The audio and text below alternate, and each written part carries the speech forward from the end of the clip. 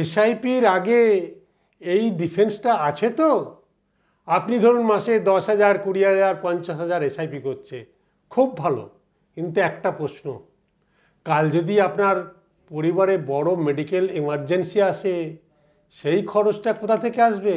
Savings থেকে, FD থেকে, না ইনভেস্টমেন্ট রিডিম করে, না লোন নিয়ে? এই কারণে কিন্তু গোল বেসড প্ল্যানিংয়ে হেলথ ইন্স্যুরেন্সকে আমরা শুধু একটা পলিসি হিসাবে দেখি না, এটা আপনার ফাইন্যান্সিয়াল ডিফেন্স।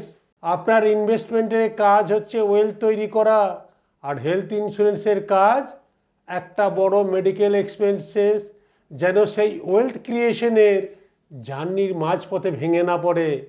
কিন্তু এখানে একটা বড় ভুল হয়, শুধু 5 লাখ বা 10 লাখ মেডিক্লেম আছে বলেই কাজ শেষ নয়।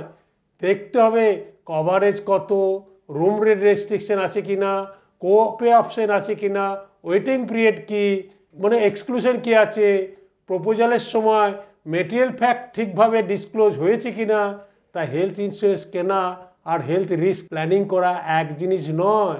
এরপরেও এই জিনিসগুলো জানতে হলে আমাদের হোয়াটসঅ্যাপ নাম্বার আছে, ওখানে লিখুন গোল বেসড প্ল্যানিং।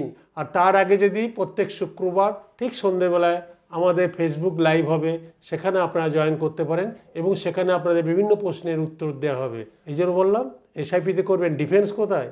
সেই জন্য প্ল্যানিং খুব ইম্পর্টেন্ট।